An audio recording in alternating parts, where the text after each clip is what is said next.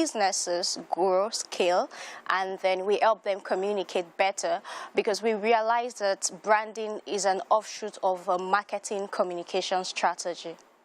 Okay, now that's grand. Now, first off, I noticed that you guys noted that there was a gap and there was a need. Yeah. And you made business off of it. We know that brands or companies or small little buddies need that push. Well, the push. The push. Exactly. They need that push. But you made a business out of giving people that experience that you need this push. First off, how did you guys identify that there was that niche? Oh, that's fantastic. So, for me, I started working out as my journey is very, very wild and large, because I was in a phase, I had a problem that I felt like other people could have or add, and that was the fact that I started working out as, I didn't know what I wanted to do with my life and my career at a particular point, because I studied English, right?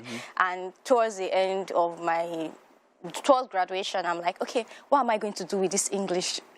You know how people can tell you can work anywhere, you study English? That's where? what lecturers tell you in school so that you don't feel, you know. Where? I wanted to study law, and then I found myself studying English because I could not meet up the requirements. Yes, I loved what I studied, but I could not fit in. And then what happened was I decided I'll be a teacher. I taught, and then later I joined a digital marketing team. I started being a content writer. Then from being a content writer, I learned SEO, I learned search engine optimization, and I became very good at it. Okay. Now, being very good at it, at a point in my life, I had to start working from home. And then at a point, I was working remotely as far back as 2018, before remote work became popular. And I just felt like, okay, at this phase in your life, if you continue like this, you would die. Now, that's very grim, but yeah. Now, that doesn't have to do with physical death, but people die in their careers. People die in their businesses. Why? Because they can't do more. They are just there. They can't move. They are stuck. And a lot of people are stuck. So I said, okay, what am I going to do? What am I going to do? And I woke up and I said I wanted to go and do my MSc in media enterprise, because, yes, I've been here. I was too ordinary. And many businesses are too ordinary. So all of that culminated into the putting the push together. Yes, and yeah, I'm telling the story on that was what led to it. So after my MSc, I was like, okay, so I want to start a business. So what business am I starting? Is helping people running businesses that are stuck, that may die if they don't evolve. Helping them being from ordinary to extra. And it doesn't take much to be extra. It only takes little. Okay, now that's nice. So that's your story. But you needed a partner to be able to put together the push now, didn't you? How did you go about sourcing for a partner? Now, by the way, if you don't know, Aderinsola is actually the a managing partner at the push. But from the story, we can tell that you are a very big part of the push. Yes. So, Darren, how did you source that partner? Okay. I know it's a long story, but yeah. Fantastic. And that's one thing for also business owners. Exactly. So I met my partner in my MSc class at the Pan-Atlantic University. Okay. His name is Toby Jurosimieti. Okay. And what happened was, I think I'm a front bencher. And I like to answer questions. I'm very social, and Toby is a backbencher like me, who likes to be the clown of the class. Toby sits at the back, and you know that's idea that all these backbenchers are not even serious. And then we got talking, and Toby is actually one of the best, like very analytical. We got talking, and I said, oh, I do this, I do that. And the first consulting job I did, I called Toby. Toby advised me, gave me like very good advice. I went there, and I was like, it's pasta.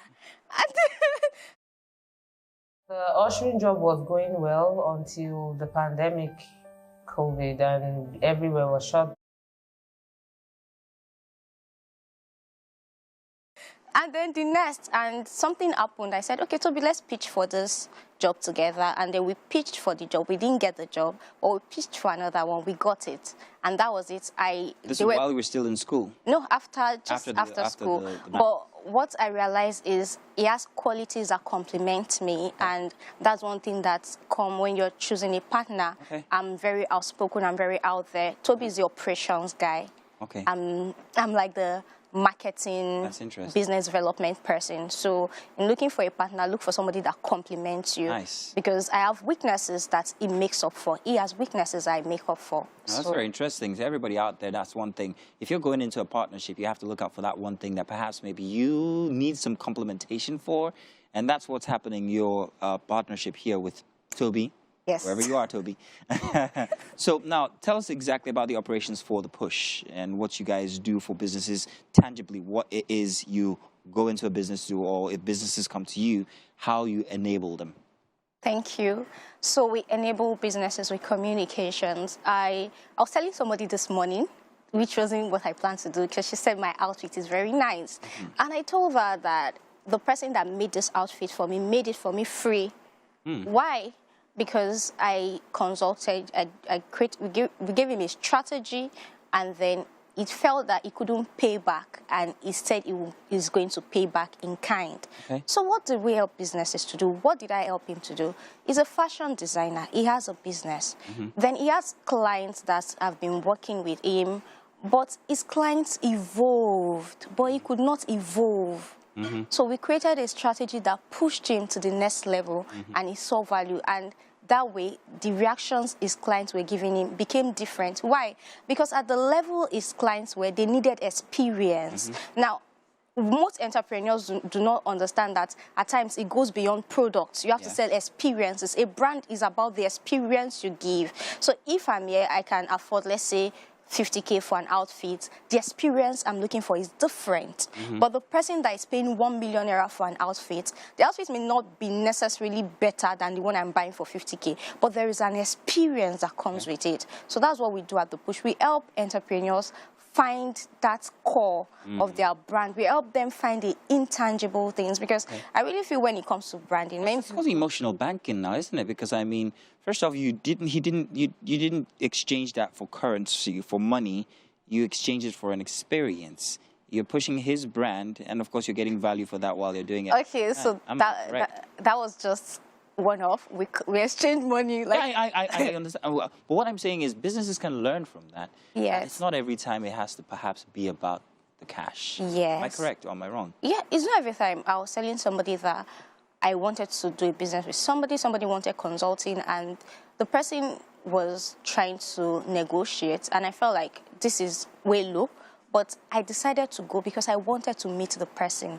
So for entrepreneurs, I think one thing you need to understand that some businesses will give you money, but not all give you money. Some will give you opportunities. They'll give you a platform. Exactly. Some will give you connection. So if you're always looking for money, you will miss out on opportunities. If you're always looking for money, you miss out on connections, because you're not building what you should build, which is very, very important. So a job that will give you a platform, if you go there with the money mindset, you're missing out. A job that will give you money, if you go there with a platform mindset, you're missing out. So one of the core things that entrepreneurs need to know is that you have to be able to decipher. You have to be able to identify that, what do I want from this relationship? Sometimes I told the client, when the client was trying to negotiate, that you call me again. You call me again, and the person is like, why are you so expensive? No, I'm not expensive, but I'll do it for you at this price. Guess what? The person called me the second time, the third time, the fourth time. Nice. But I had to give him, negotiate, give him a price that will make him test the values I have to offer. Wow. If you are starting a new business, at times you need to allow people test the value you have to offer. That's why when products come to Nigeria, there are tests. Tests. Now, we're taking a look at photos of perhaps maybe forums or functions that you guys have put together and been at. Am I correct? Is this one of them? Yes. So right. this... Now, your product is intangible. It's actually experiential. Yes. Real quick, because we're wrapping up this, how does The Push make money? How does Push make money? The Push makes money from consulting for clients. Consultation. So yes, so we have service charge.